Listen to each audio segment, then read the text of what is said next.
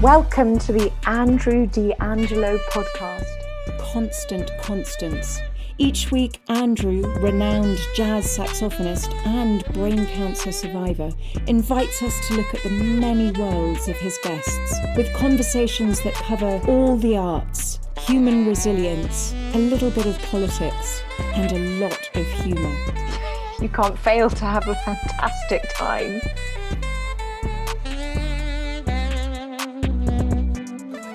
Hello, everybody. We are here today with my friend Nasheet Waits, drummer extraordinaire. That's what I put. I don't know. I'm running out of adjectives here, but you are. And I had to postpone the interview because we had some crazy things going on in my neighborhood with the snow and the ice. Oh, good. Good. Nasheet, man, I found this quote about you on the internet. And how does my headphones look? I don't know. I got new headphones. I don't like them so much. But anyway,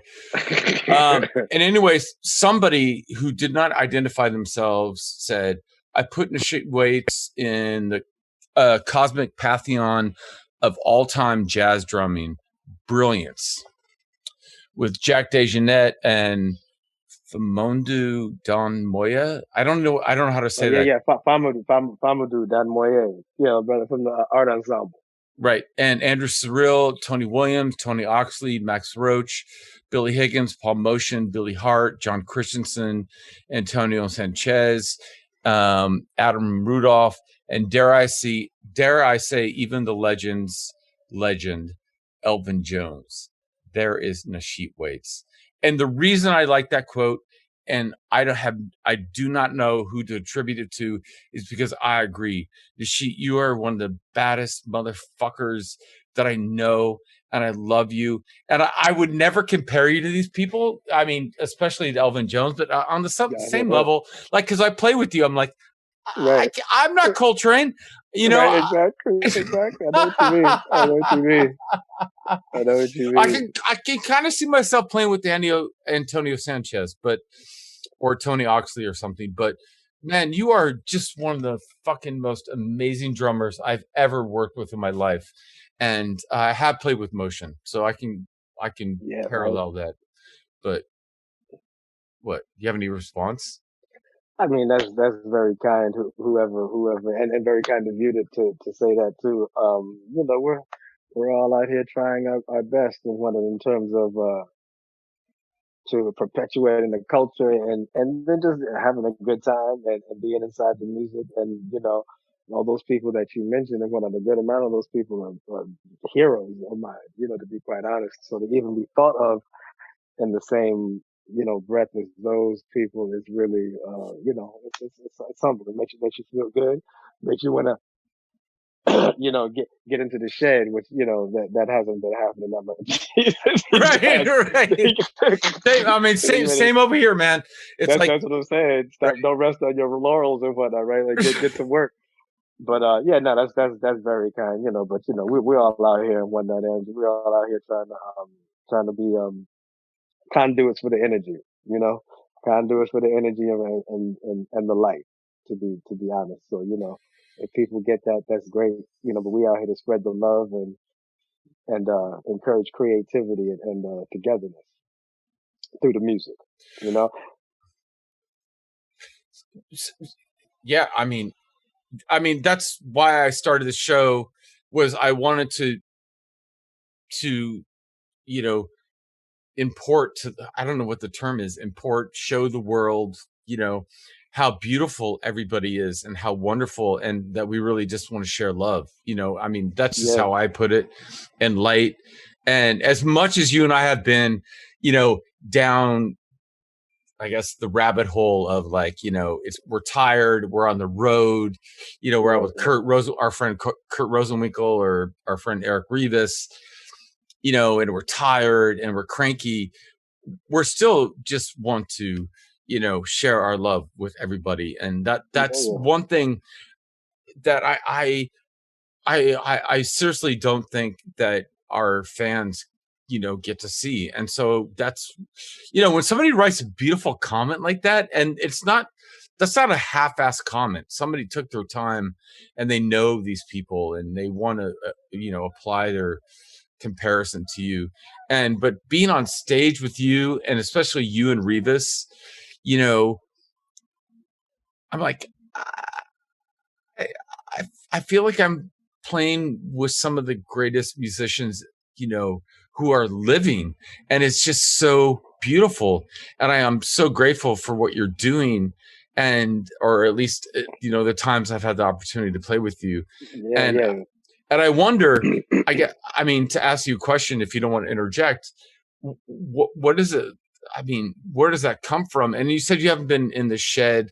And for people who don't know, that means practicing, and neither have I. During COVID and all this stuff. Right. What does it mean? Maybe this means to share the light. Like, let's understand. Let's find. Definitely. It's not just like you don't turn that switch off when you get behind your instrument or anything like that. It's like it's supposed to be a representation of how you live your life. When you're on the bandstand, it's just a representation of who you are and what you're trying to do in terms of being that lightning rod for the good. Right. Yeah. So that's like in anything you do for the most part. But I'm not, by no means am I talking about, am I trying to say I'm saintly or whatever. I'm just as I know you're not a saint. I know you're not a saint, and I don't care, and I'm not going to bring it up. But since you said so, and it's okay, but it's nobody's perfect, man. That's not the point. Exactly. No, exactly. Imperfections are that's what it's all about, and it's about accepting that and rolling with it. I feel like that conversation is one that's being had a lot. It's always being had, but I feel like it's really at the forefront now, especially in the political climate where people are like, yo, what happened to like the give and take between right. not that it was either. There's been so much corruption and foul shit going on, but now it seems it's at an even more extreme level where it's like the fissure is like clear and there's no, okay, let's try to work this out together. It just doesn't. It seems like it's becoming more polarized. At least in that situation. Well, all right. I don't know if you think about this in your music, and I had no idea it would go in this direction, but that, and for everybody, I have new headphones and they're not comfortable, but I think that what you and I deal with is the shadow, the light and the dark, the shadow and the light. I don't know. I feel like sometimes I go way down into that darkness and I explore it and then I bring it back. And then I shine. I also don't understand when people are afraid to explore that aspect of themselves. Excuse me. Mm-hmm. But sorry, I'm just trying to provoke you. I'm hoping that you'll take over. But okay. but huh? Yeah. That's we're human and whatnot. That's part of the beings that we are and whatnot. There's a certain curiosity that people have. Some people decide to, to what extent people decide to explore that is, varies. But us being creative people, and when I say creative people, like really embracing it like that, like you being like, this is what I want to be. I want to be somebody who is consistently like has their receptors out to receive what could be around me and what could be, some different types of ways of looking at things, or what is this thing, just completely. A lot of the musicians I know, or there's people that I interact with, they're always on a quest for, and not just for knowledge, but just for experiences. You know what I'm saying? Not like, okay, I want to conquer this, not in that like kind of that sense, but just in like, I want to take this in, I want to check with this, I want to check it out, and see what's happening. Right. You want to feel, you want to feel it or something like this, right? Yeah, of course. Now to what extent, you do that or whatever is one thing, but I feel like that's definitely a quality that the majority of people could benefit from, because then it would would enable you to be able to communicate with somebody, even if you have, like, we all have our prejudices and biases. I mean, that's natural, right? Now, whether they're, deserve it or not is a whole nother story and whatnot. But the question is, like, are you going to allow yourself to explore these different situations despite what you may feel? And a lot of times, like, the travel and you being in different countries and shit, it forces you into those situations, whether you like it or not. You know what I mean? And I feel like it opens you up in the most positive sense, because you realize, like, you're like, oh, a lot of this stuff that they're conjuring up for me to be separate from somebody, or for somebody else's experience, actually has nothing to do with the quality of the person, or the quality of the experience, or the quality of the culture. That's all manufactured by other people who want to benefit from that separation. You know what I'm saying? That's always like a divide and conquer shit. You know, you misunderstand this person, and there's somebody getting paid off of that. You know what I'm saying? Benefiting from your ignorance and whatnot.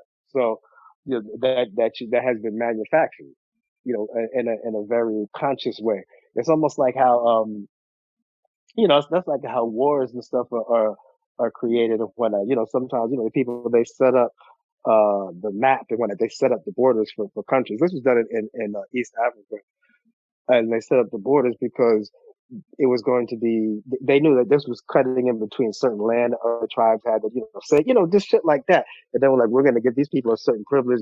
And they were like, okay, but this is like shit that's been going on for, you know, centuries and centuries. whatnot. Yeah, exactly. And then you just gonna come in and shave the shit and be like, all right, and it's not allocating shit. Of course, there's gonna be fucking straight warfare.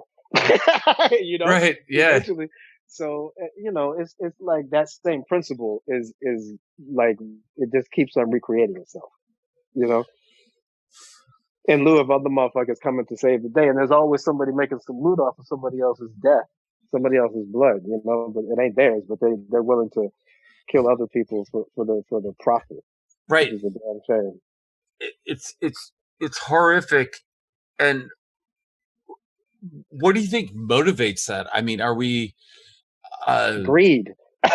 Greed and the lust for power. It seems like it's like that's like the most addictive drug, it seems like, because, like, when you get down to it, for me at least, and you start talking about, like, these people are making these decisions for the politicians, so for the leaders and so forth, and you're like, and then you come to find out that they're like, it's like a CEO of a company who will pay himself, like, a couple of $100 million bonus and then fire like 10,000 workers.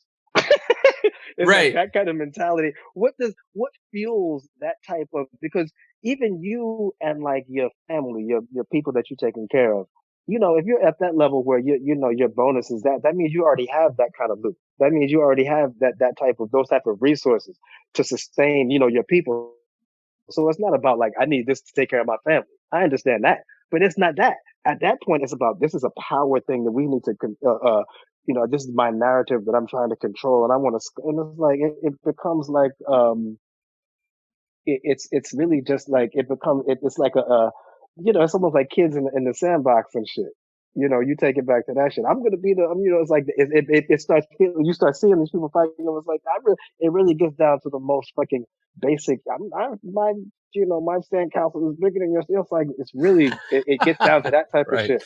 It's that foolish. I'm not laughing at you. I'm just like, right. I fucking remember that shit, right? Exactly. You remember how, and then you get up and you see adults like, oh, come on now. But that's the same principle that these motherfuckers are following. It's being played out, in a lot more, and a lot more, more complex. We're simplifying, but it comes down to that when you see what's at the root of this shit. It's like ego, greed, the power, it's just about power and control over some people. It doesn't have to do with, like, because I'm like, you're already wealthy and have everything you would possibly need. Why are you fucking with everybody? Right. Like, you already have an incredible life. Why are you going to try to make somebody else's life? You're cool. And you will be cool, but you don't have to make all these other motherfuckers, like, it's just like the accumulate. I need to be the wealthiest motherfucker in the room, so when I go to hang with my man over here and shit, I can show him I got the fucking 300-foot yacht. his shit is only $275. You know what I'm saying? Okay.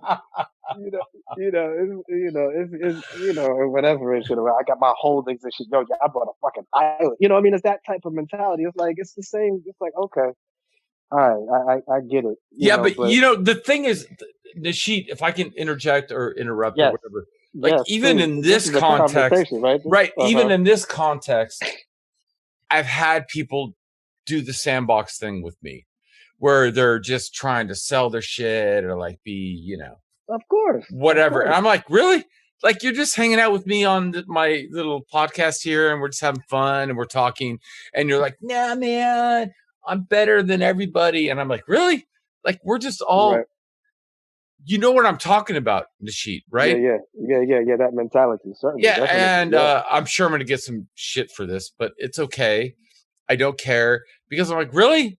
Like, I don't know what I'm doing. I'm just trying to have fun and I'm trying to shed some light and love on my friends and these beautiful people. And Nasheet, you're amazing. As my introduction, I think, illuminated, but I don't know if it disseminates. I don't know if there's a way to, change human consciousness or whatever term we want to use.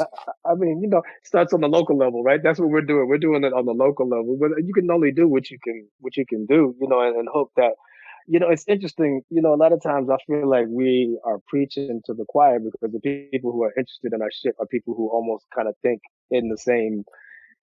along the same lines that we do. Boom.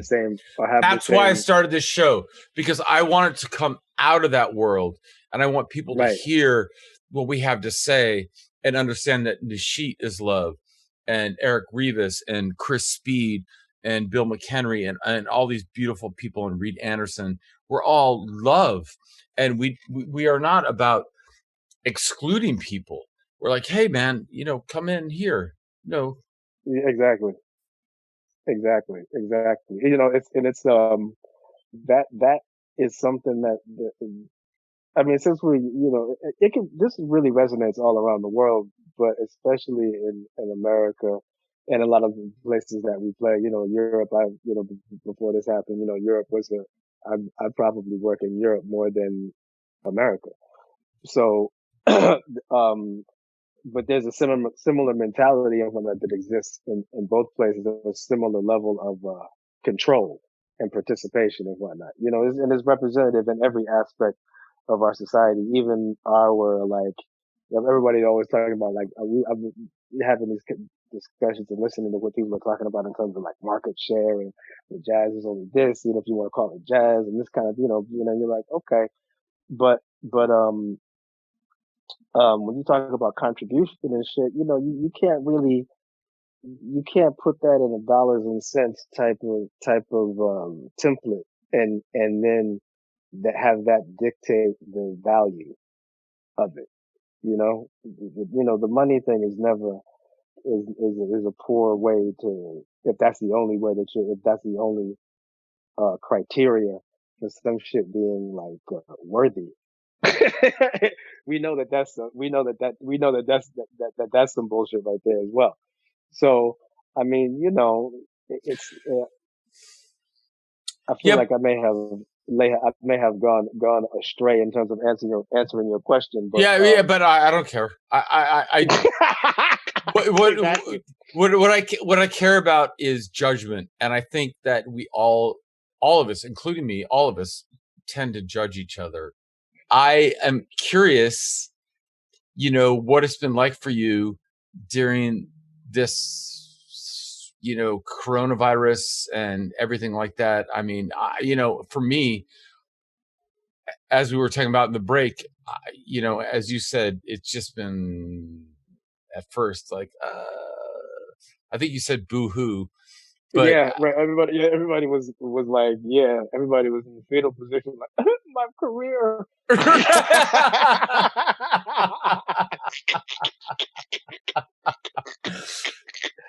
Where's that career? Because, you and I, basically, I think we met on stage. I don't know. Right. I'm not really sure. Man, I'm trying to think. I know I heard you before I met you. I think Yeah, of course I heard you too, but I think we met in person on stage, but I don't. Was that with Nick? Was that with Nick Tice? Was that the first time? Was that first gig, or was there something before that? Maybe. Nick Tice, that Belgian bass player, right? Yeah, when it was you and Malaby. I can't remember who else was in there was somebody else in that band.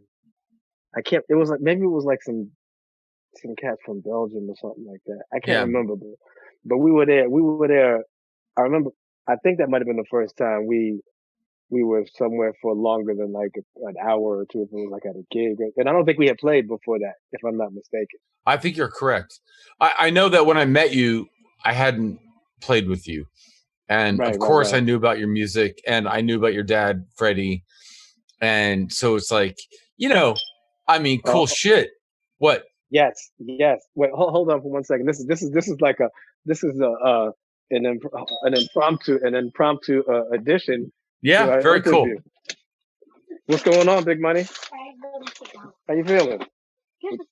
Okay, what you got to use the bathroom, obviously. Okay, is your mother coming in? Okay, cool.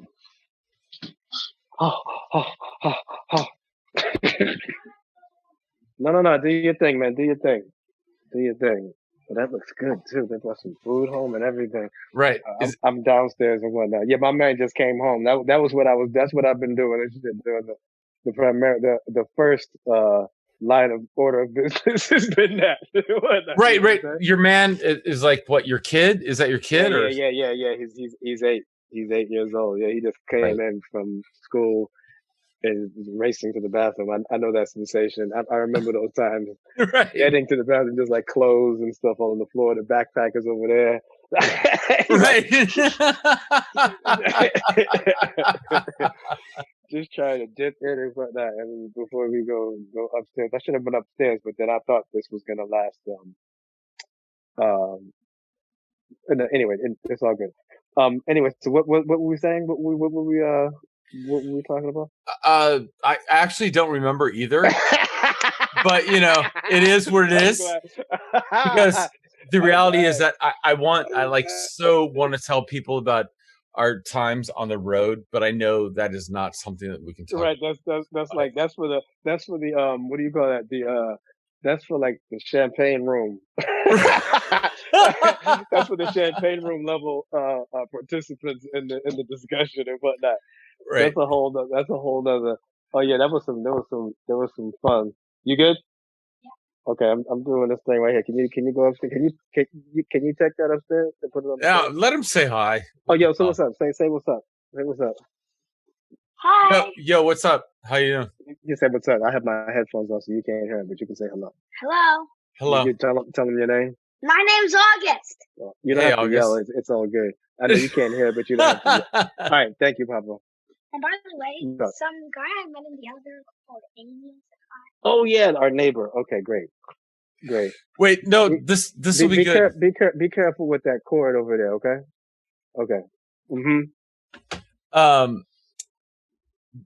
Do we understand, like, when I was on my deathbed with brain cancer and my dad all of a sudden told me about his life, you know what I mean, Nasheet, you know what I'm talking about? Mm-hmm. All of a sudden he's like, yeah, your grandma was a hooker and right. like that. The real stuff. The real stuff. And you're like, okay. Right. And your grandpa used to beat us, and I'm like, okay. Right. And it's just so weird how I don't know, maybe because your son came on and you had this moment, like, is there something related to that, I guess, workshop, for lack of a better term, that you did about being a professor? And, I don't remember the exact name. I'm sorry, I didn't write it down. Right. About racism in the education system. Or I guess it was like, what your reception is in the field of academia. I guess it was kind of like that overarching theme, if I'm not kind of basically like that. And I haven't, I've never been in the building of any institution. Like I've done quite a bit of teaching. I feel like we all have to a certain degree. And she really was just like, I don't want to do that. But once you're like whatever, certain age and whatnot, I think you start getting requests from people because you're playing with people that they like, and they're like, oh, I want to, I want to see how you do that, or how do you do, So we all have done this a lot probably. And during the course of our whatever touring, you're always doing master classes. That's always like a component of the tour. It seems like some type of outreach to the students wherever you are. Right. So I mean, I don't know if I've ever had to really. I haven't had to deal with the administration like in that way, where I was in the building and had to really deal with the inner workings and all that type of stuff. So it's generally for me just been like people contact me if they want to study with me, if they want to get try to see if I can assist in them discovering themselves, because that's what I feel like anybody who's teaching, or if you want to use that word, or is really just trying to help somebody discover themselves, really, and get out the way. I'm not one of those like people who's trying to like force somebody into like a way of thinking, or to be like, you have to do this to do, it's more like, there's some suggestions and an observation really of what you may need in terms of your quest to discover, what you want to do. When you come across people at that age, when, in college especially, that's probably the most of the people that I encounter in that way. It becomes, when I was that age, it's like you're becoming in your manhood and womanhood, and you're discovering that. So you're also trying to discover what you're going to do. Where is this path leading you? And so if you're okay, do you want to be a musician? Is this something that you more just like, is it the performance aspect of it, or is it the historical and cultural aspect of it, or is it both? Or, just trying to key into what people are, what resonates with people, and let them feel confident in exploring that, as far as like the administrative thing and all that, like I haven't had much experience with it, like I said. So for the most part, a couple of times there's been some, I remember a couple of times there was some little bullshit, but for the most part, it's been mellow. I guess the more you get into it, the more it can become an issue. So I haven't really had to I can't really comment on the inner workings of a lot of these institutions of learning and whatnot. I know that this though, with regards to that situation, that there the kind of the way that the system that is in place with regards to who is qualified to teach at these places, I think needs to be revisited, because it's not an accurate, and many times it's not an accurate depiction or idea that you're getting from the people who are disseminating the information, because the people who are disseminating the information are not qualified to disseminate it, meaning that you can't be out here teaching. Like I ran into this one, you can't be out here teaching classes on the culture and on the history if you haven't ever at least stepped in there a little bit. You know what I'm saying? Yeah, like, I'm not saying yeah. that you had to be on the road for 30 years or whatever, but you have to have had an interest in been like hanging out. And when I mean hanging out, like going to the places, checking out the music, and involved with the people who are creating it, to really be able to comment on it. And I know I ran into this. I'll give you an example of something. And I feel like this accurately represents how there's a disconnect in the system.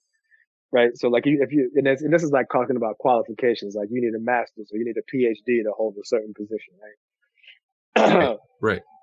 Or a teacher to be able to even teach, at some of these places you need a master's. Yeah, you have to you have to have a job to get a job, basically. Precisely. Right? Or have paid into the system. You have to pay it into the system. It's like right. It's like some hustle. It's like the hustle. Anyway, but I ran into this one cat who was a graduate student. He's writing his doctorate.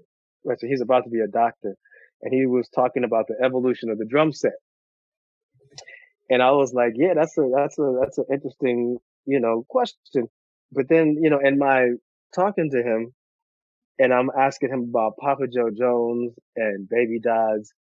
And now he's talking about the evolution of the drum set. He said, I don't want to talk about any of the people, any of the drummers and stuff who were, and I was like, yeah, but you have to if you're going to talk about how it evolved, because these were people who, had direct, they're directly responsible for the evolution. And he didn't know any of their names. Now, there's no way that you should be able to be getting a doctorate, being like, so that means you could be the head of the department somewhere, or you could be and percussion and drums, and be talking about jazz, quote unquote, drums, right? And not know about the significance of Papa Joe Jones or Baby Dodds. And I was like, now that you just can't do that. You know what I'm saying? That'd be like if you were, you couldn't teach or be the head of a classical department or whatnot and be like, yeah, no, I don't want to talk about Mozart and Beethoven. They'd be like, what the fuck are you talking about? They'd be like, what? They'd be like, okay, well, you know what I'm saying? Like, you wouldn't be qualified. Or if you were like, yeah, or if they were like, do you know anything about them? You were like, yeah, no, I've never heard of them. Then you'd be like, there's no way that you could be the department or even have a job at that you know what I'm saying? But there are a lot of people out here who have so there's like a machine to turn out people with degrees, and these people, but they don't have any connection to the culture, and that's where there's a problem there, because that's when it's a hardcore disconnect, because it's like you can't you can't separate the two. It's not like, oh, I just want to deal with the mechanics and the virtuosity. I don't want to talk about no, you have to talk about all the elements that were present that contributed to the origins and now, like, its exponents and how it's developed. You have to talk about it's a reflection of where we are, where we live, what we do, who we engage with. It's a reflection of all of that. So you can't separate that stuff. And I think that's kind of like a Western concept. It's like that separate. No, this is not we're going to do this over here. That's separate from this. No, it's all we got to get back to the Native American and whatnot. I know they took the country and all that shit, but, and that's why, you talk about like karma and stuff like that. And you got to eventually pay the piper. Eventually. You know what I'm saying? These kind of societies don't work forever. Where it's like the few people having their foots on the necks of the many. Right. That's not a sustainable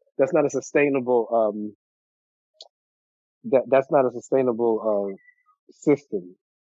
Right. But that's where they, like, the fall of Rome, right? I mean, they're exactly. just one of many. Yeah. Right, one of many. And I think, in 2021, 2020, whatever, when everybody watches this, I mean, I think that's what we're going through. Is just, there's no way to sustain this environment that we're in now. And so it will eventually shift.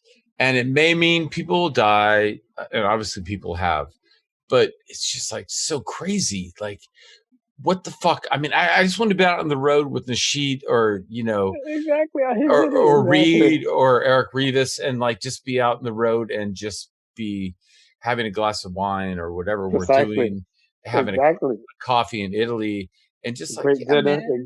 Great dinner, right? And it's just so weird. And then when your son comes in and he's just like, yeah, man, hey, what's up? Like, he can't even hear me, but he understands this context on some level, right? Yeah. And I'm like, I just want to be having fun. And I am, but I think we're in for some big changes here. But maybe I'm wrong. I mean, I feel like in order for this experiment to work, I mean, and also like the whole environment, that's probably the most, but actually it's not the most, but yeah, I mean, that's very prescient issue and whatnot, is the environment and how we as a human race are interacting with the planet. Like that's like, and but it's represented by how we interact with ourselves. You see how we're treating each other. It's like right. straight. It's like we're killing each other, destroying, and that's exactly what's happening to the place that we live in. And it's like if they don't, and it's already showing. People don't change until it's like until it's like straight catastrophe. Unfortunately. It's like it just seems like that you can't be like, yo, this is gonna happen. This is gonna happen, and people are like, oh yeah, until it happens, then they're like, oh damn, Right, right. And so it's like the new West Coast is like, in like Nevada and Like, shit. yeah, right. Like, like two states. You know what I'm saying? That beachfront property in like Iowa. It's gonna be so it's like that. Then people be like, damn, right.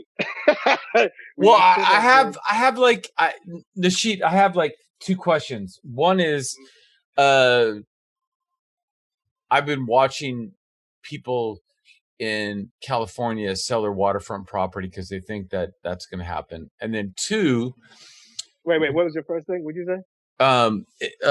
People in California that I know are selling their property, waterfront property, because they think that who knows? We're talking about, millions of dollars of homes. And anyway, but when you're, when Hurricane Sandy happened and, you lost your dad's drums, or was it ELVIN Jones drums? I don't remember. No, there was a lot of,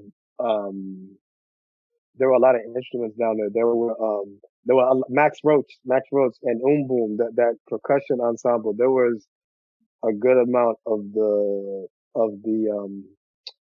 equipment and instruments that were used for that band. So like some timpani, some marimba, stuff like that. Warren Smith had quite a bit of stuff quite a bit of instruments down there. Greg Lewis had an organ down there. I mean, there was a lot. It was a community effort that was happening down there in the studio. Because you came through there, people used to come through and do rehearsals and record. We had hooked up for recording and everything. But so there was a lot of drums lost down there. My father's drums that I used got submerged for a while. We were able to save maybe like 10% of the stuff. The rest of the stuff got Hudson River, baby. Hudson River was strong. The Hudson River was strong, was heavy that day. It was brutal. Yeah. Can I I'm sorry about all of that, but what I'm curious about when you were talking about cleansing, I mean, is there part of you, I don't know how to say this without being mean, I mean, do we just need to move on? Like, is there a part of us? I mean, that was from what are you talking about? Say it again. Moving on from what? I don't know, anything where something disappears and people are just saying, people, I would say, I like to ask people about their spiritual understanding of life. But for me, when something disappears like that, I'm like, all right, I just need to move on. Oh yeah, no, I mean, you can't, what's miraculous is that, you find out what you really need when you lose certain things. You start to feel about like certain things that you think about. And it was a lot. I had some great memories down there in the studio. Don't get me wrong, but, I feel like but there's also a lot of weight that some of those places carry. And I remember Warren Smith was almost prophetic because it was about a year or so before the studio flooded. And he said, and he gave me some advice before too, when my father, passed away. And I had like a lot of, I lived in the same house. I took over the dwelling that he lived in. And so I lived in there. So all his stuff was there. And it was difficult to discard it and let it go. And he said that when his father died, this is Warren Smith said that when his father died, he kept a hat and a t-shirt. And he was like, eventually, I lost the hat, or he lost the t-shirt, and eventually, like the hat, he wore the hat out, and it was, so he was like, but that didn't,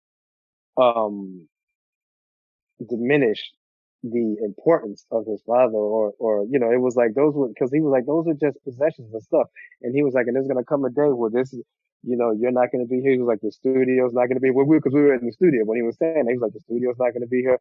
So when that happened, of course, it was like this whole situation with this pandemic. Like after you get over the initial, like, oh shit, the blow Right, of, right. oh damn, this was a place that I spent a good amount of my time in, and was like, it was like a hub of the creativity and a certain communal feeling. Then you realize that it wasn't the dwelling that that encompassed that spirit. You know what I'm saying? That spirit lives on in a lot of different in the different areas and can be regenerated and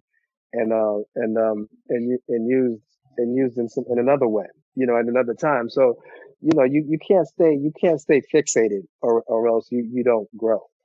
And most growth is painful. It's like birth. That shit is not easy. It's like serious pain happens, but out of that, comes some type of to use your word, illumination or understanding or just acceptance. You know what I'm saying? Like you said, move on and keep it moving. Or what? There's a certain element of that is that's healthy. Yeah. I don't know that I'm right, but I like to think that I'm, right, or correct or truthful. But I mean, going through brain cancer and stuff like that, like, I mean, I think, like sometimes, all right, then we just got to move on. What's the next thing?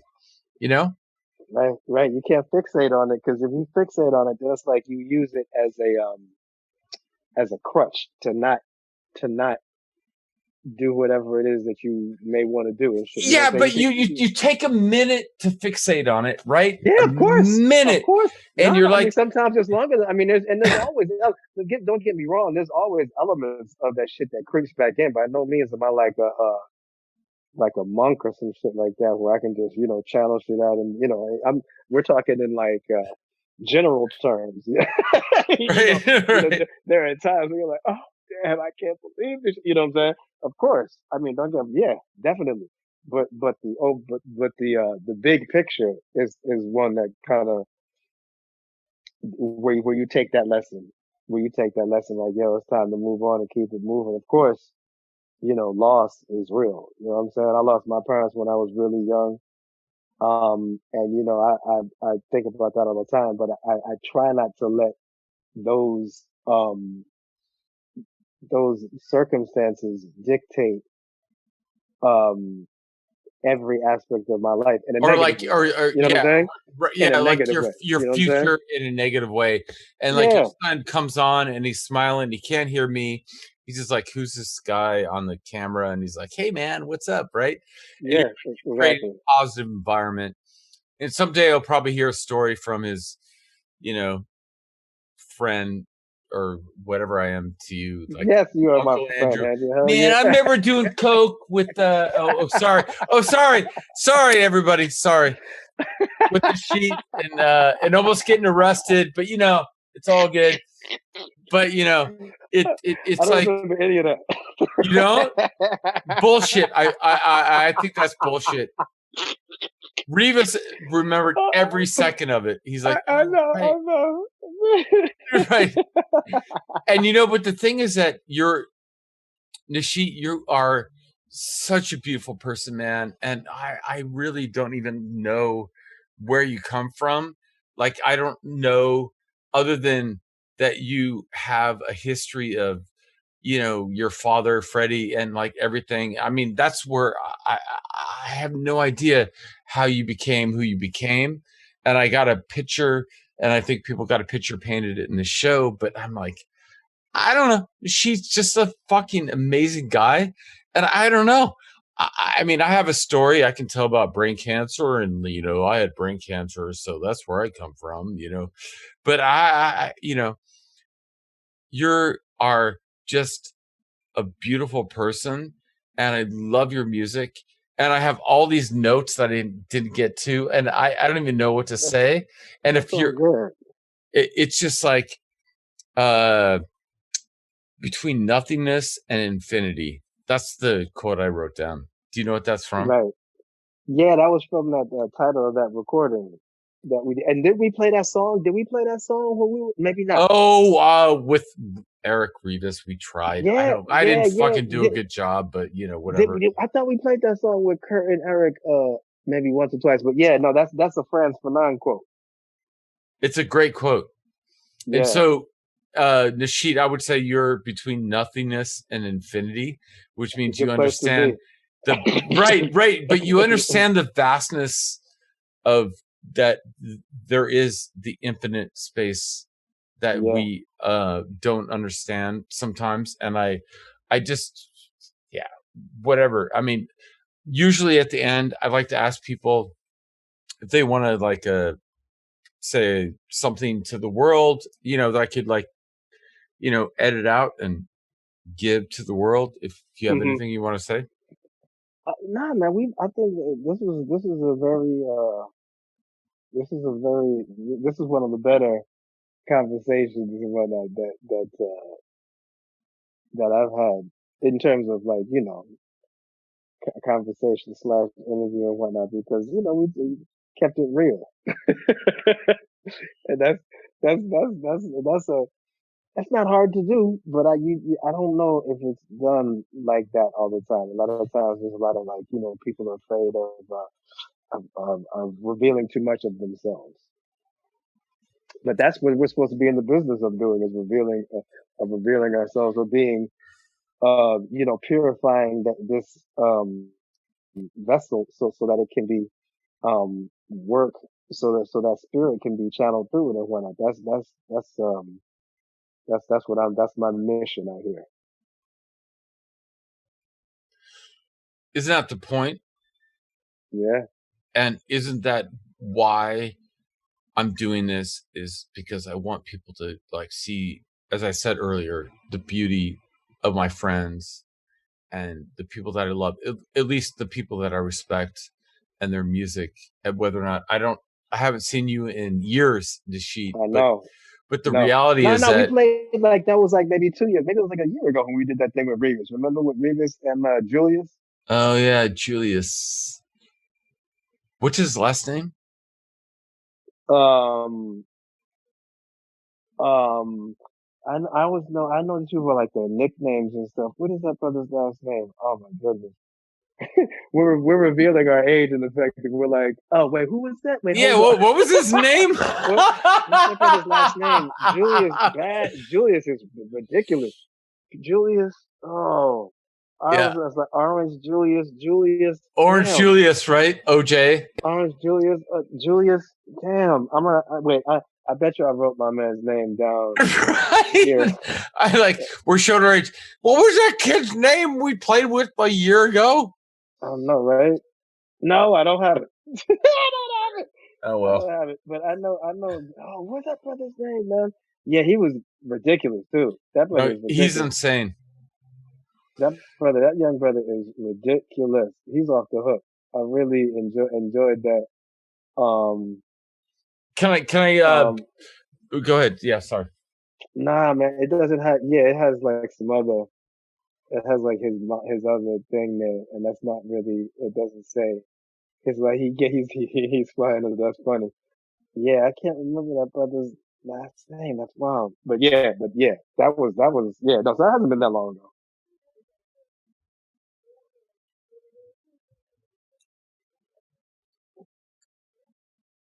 Oh yeah. The sheet. I wanted to ask you about M Boom by Max Roach. I don't know if you feel like talking about it, but I this is after fodder. But if you don't feel like talking about it, it's all. No. Boom was that was a big that was a big portion of I did this I'm gonna pass this on to you. I have to do some editing on this little kind of narrative I did on the brief history of the studio, an abridged history of the studio. But Boom's picture used to hang in the studio when they got flooded and whatnot. And my father was one of the original members of that group. Max Roach, Warren Smith that we talked about earlier, Joe Chambers, Roy Brooks, Omar Clay, Dr. Fred King, Ray Mantia, my father. I believe those were the, yeah. And then there, then there were people who came in later. But yeah, that was one of the first gigs that I had overseas because Max was like a godfather to me. So he, took me under his wing after my father passed away, and I would go around and like, roadie for him.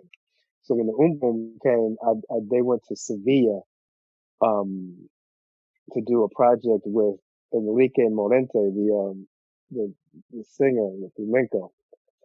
Now his daughter's like incredible. She was incredible then. She was singing back then. I think she was like 11. She was like, it was 12. It was like tremendous, the sound that was coming out of the little girl, from her body. Uh, anyway, so we did I was there to kind of like, deal with the equipment.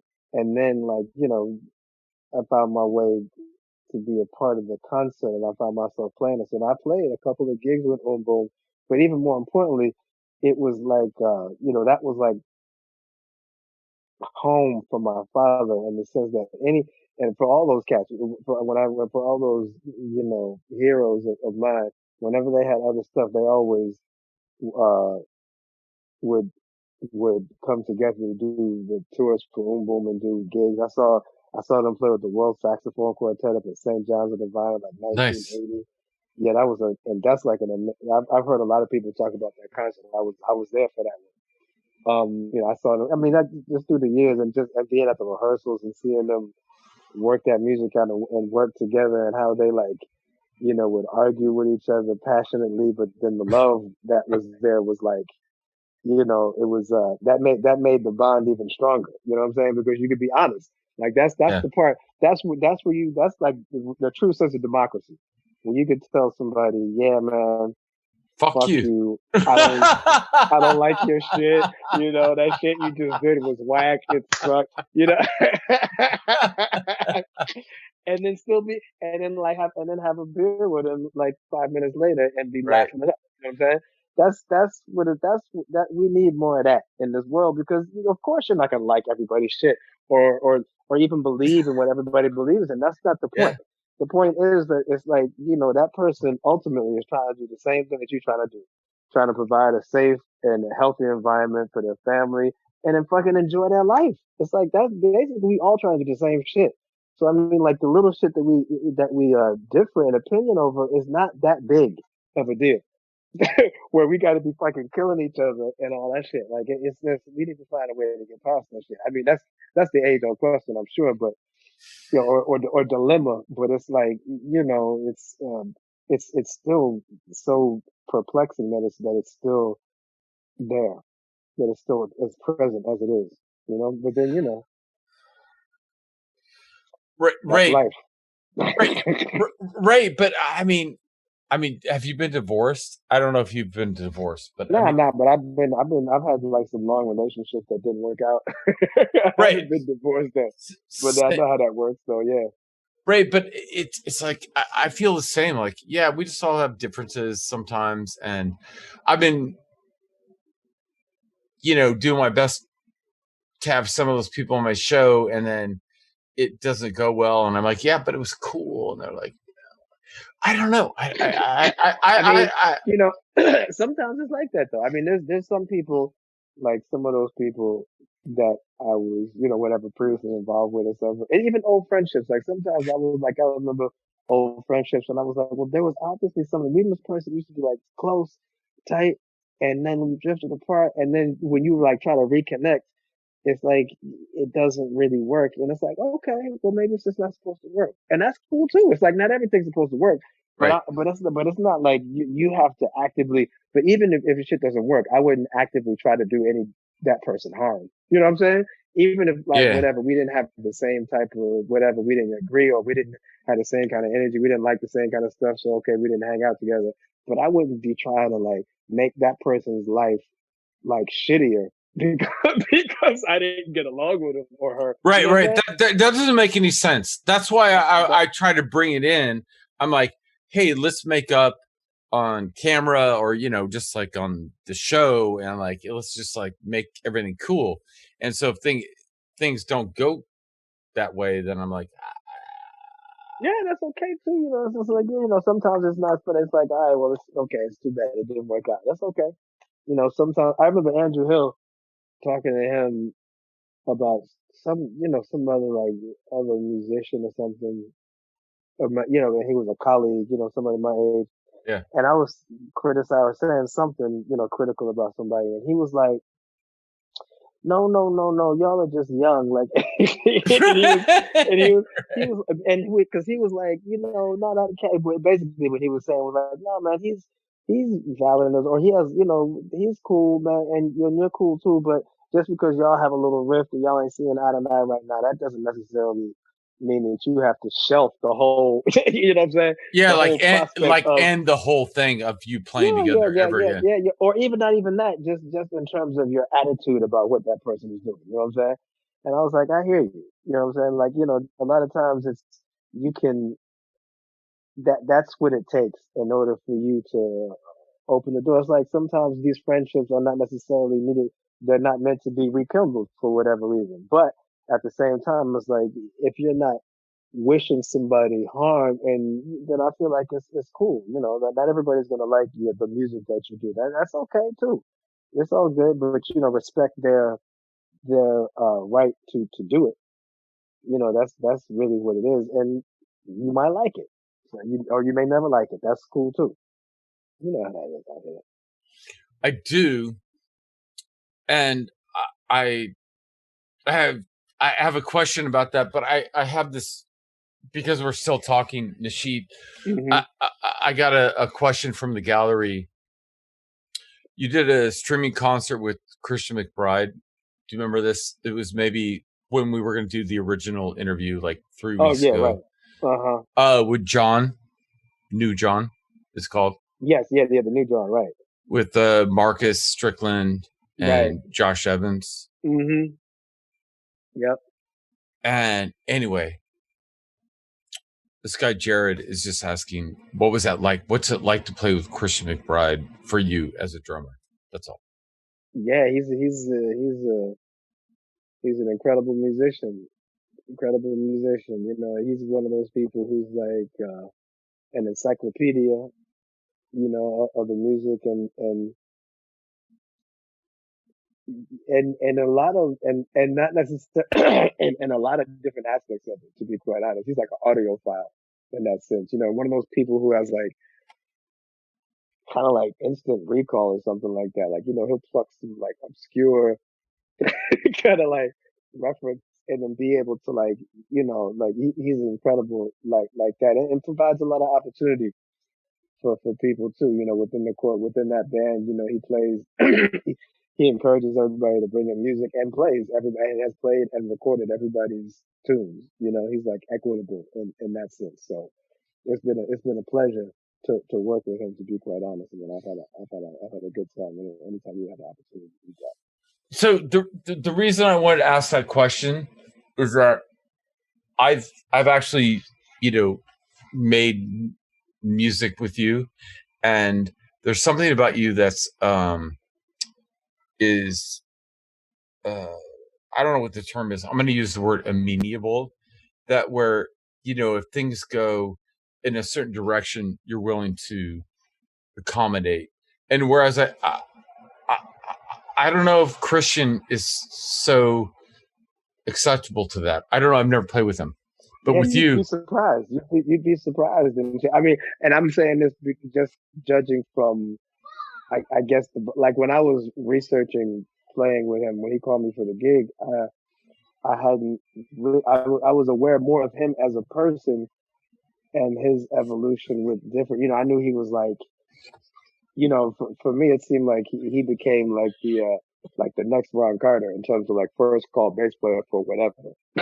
You know what I'm saying? Yeah. Like he would be like the Grammy bass player or what, you know what I'm saying? Like he was that type of person, or like, you know, playing with Sting or playing with, you know, like one of those type of cats who's like, you know, that type of thing. But, and he is, but he also is like, like he's done stuff with Zorn, and done stuff with some different people. And when we hit, like I brought some music in. Like I remember one of the tunes I brought in um to the band, like it has him started out. It's kind of like a bass feature, and it has him start out. And I remember kind of like not just, it's giving him a sense of what I was hearing him, like hearing the bass doing. You know what I'm saying? I was Yeah. like, yeah, this is an intro, but not really in the sense like it shouldn't be really like thinking like melodic lines or anything like that. It's more like uh it was more like I don't know, like a construction site or some shit like that. It was like, I was like, I want to hear like with the bone. Like I was like, Right. described it to him like that, and he was like, yeah, dope, dope. He was completely receptive. You know what I'm saying? Because we Yeah. had, been in there and done that. So it was like, it started out, and then I was reading one of the comments, like during, like when you needed a reminder that you used to, play music live. I think I went. It was like looking at some YouTube things You that can we look it did. And up. one of the comments was like, "Oh, great, another like amorphous, like non-melodic." The song like has a melody and has like some content, but it starts off for the first minute or so like that. You know what I'm saying? And then it kind of grows into some other stuff, and then Yeah. then you hear a little bit of melodic content, and then it goes into some other directions. But the first impression was like, oh great, this is like another like amorphous like song that has no like basically they were like shitting on whatever somebody would call like free music or avant-garde or whatever, right? Because they were putting it in that category. Right. And I was laughing because I was like, it became evident to me that like and I remember him being like, yo, when this record comes out, this is gonna mess people up. This is gonna be, there could be some good and some bad reception to it. And I'm thinking to myself, like, I didn't understand why he was saying that because I was like, in the spectrum of like wild. I don't even want to use that terminology, but we've hit and like it's gone into that area or like Brotsman or like in that area, you know what I'm saying? Yeah. Like I was like, there's nothing like up in there like that. So what is like I don't understand what the issue is like in terms of it being what's the palatable, right? yeah, Exactly. exactly. But What's but then I, right, but then I realized that people associate him with a certain type of thing. Like, but I shouldn't say all people, but a lot of people, because he's gained a certain amount of a popularity. So when you see him like on the Tales of the Tour Bus, and he's like giving his story of his interaction with James Brown and how he was at, you know what I'm saying? That's like he's in that star, that area. And unfortunately, a lot of times when you reach that area, like for you to reach a lot of people, it's like you have to like their perception of you is one where they are only accustomed to seeing you at that particular thing. So they're like, oh well, I'm gonna gravitate and define this person as that. When it's like actually there's quite a bit of stuff that this person does.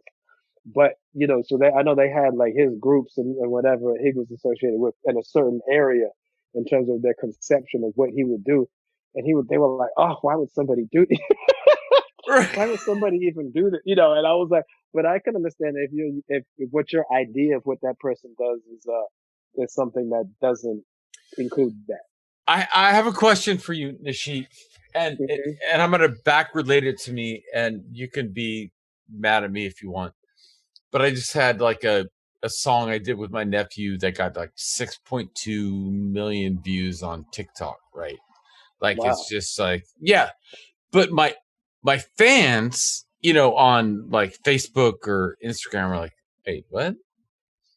Did you sell out? I was like, I don't know. I didn't sell out. I just made a song with my nephew and I like it. Yeah, what are you talking about? Nah. I mean, that idea is pretty foreign to me. Like in terms of like the selling out. The only way I feel like you can sell out is if you're doing something that lacks integrity. I don't think I don't think pop music necessarily lacks integrity. It depends on what it is. Well, because people think Miles sold out. You know what I mean? Like people think Miles Davis sold out, and I'm like, I don't know. I just made a song with my nephew. He's like 23, and we called it 23, and we're just having fun, and it got a billion hits, and it is what it is. I really wasn't thinking about that. I mean, my thing is like, man, it's almost like when like like one of your like we all have like friends who have gotten like that, or there've been like tales of people who were doing their thing for 20 or 30 years or whatever, and then all of a sudden like they wrote a song or like just by chance they did whatever it was, they wrote a song and they had to do something that was, and all of a sudden it blew up and it became a hit. It's like, yeah, that shit happens. We do all kinds of shit as creative musicians. I feel like it's all creative. It depends on, and it's all really, to do all these different types of whatever genres or whatever. There's a certain amount of expertise involved. You know what I'm saying? Like it ain't easy to just, like I remember my father talking about he was doing some reggae stuff. Like the initial idea of it, yeah, it might be simplistic, but then if you want to do it really happening, if you want to be like where it's popping, you got to get inside the nuance and really the nuance and really understand the culture. And so that takes time, but hey, the selling out, man, give me a break. Should make that money. They're just hating because somebody made some money potentially, hopefully. Right. Yeah, but Nasheet, here's what I want to ask you. Is that I feel like most of the shit that happens that we do is just like incidental. We're like, I don't know what I was thinking. My nephew goes, man, here's a track. Can you play to it? And I'm like, yeah, I'll play to the track. Right. I'm like, whatever I'm doing. And then he's like, cool. Then he like did some production and shit and it sounds cool. I'm like, good job, man. And I posted on social media. And I think for a lot of us, isn't that what happens? We just kind of like accidentally fall into the, Exactly. I mean, you agree or not? Yeah. I mean, even when it's intentional, there's a lot of the magic happens when you just kind of put yourself in the place. I really had no idea what I was doing. My nephew was like, man, here's your track, man. Can you play on it? I'm like, sure. And then now all of a sudden, a year later, it is. Anyway, sorry. I'm being passionate. Sorry. No, that's not the weird. That's dope. I'm gonna have to look and find the track now. We're 23. I'll send it to you. Yeah, man. Send me the track. Send me the track. Send me the track. Send me the track. Send me that. Can I tell you a story just because I think it's fun? Yeah. So I was talking to my nephew. I said, you're 23, right? He goes, no, I'm almost 23. I said, there's the name of our song. You know how that goes, right? When you name some shit. Yeah. He goes, I'm almost 23. I was like, almost 23. Name of the song. Boom. But I'm asking you you've had that experience where you're just like, oh, yeah, that's what we'll call it. Yeah, man. I mean, this shit out here is like, a lot of times I feel like we're always making it, and myself included in shit, making the shit like, when you're thinking too hard, that's when the shit, it gets difficult. You know what I'm saying? Like all the shit that we practice and all that type of shit, that's so that when we get behind the instrument, we could just let all that shit go and hopefully something nice happens. but you ain't really trying to think about all that type of shit like in that formulaic type of way. Nah, you let that shit go and let it be like, this is we're gonna roll like this. That's the way we create, man. That's the way we create the shit, man. There's beauty in all of it to me.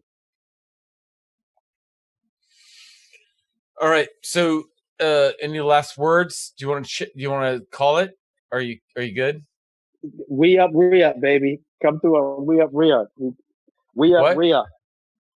Ria? What's Ria? What's that? No.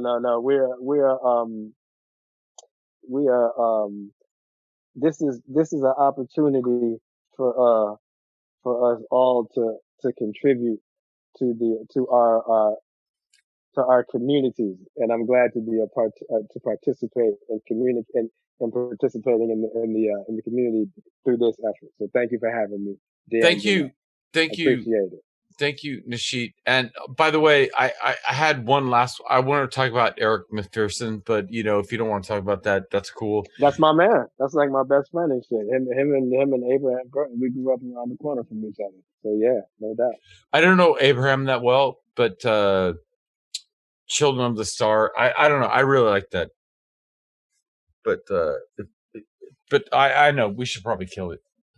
Yeah, I gotta make a move and go deal with this lesson. And my man came in, and I gotta deal with something with him too for a quick second. And then all right, so ladies and gentlemen, thank you, Nasheet Waits. Love you, man, and have a great night. Okay, man. All right, back at you, Andrew. Back at you, man. Take care, D'Angelo. Be safe. We'll be in touch. All right, brother. Peace. Thank you for listening to this episode of Constant Constance. Tune in every week for new conversations. And if you want even more, check out Andrew's Patreon for more exclusive content and additional conversations. Hosted and produced by Andrew D'Angelo. Edited and mixed by Lucy Little. Original music by Andrew D'Angelo and Maximilian Moore D'Angelo. Intro is Henrietta Weeks. Thanks so much. See you next time. You fucking rocked it. Like she doesn't know she says podcast, right? Like she doesn't even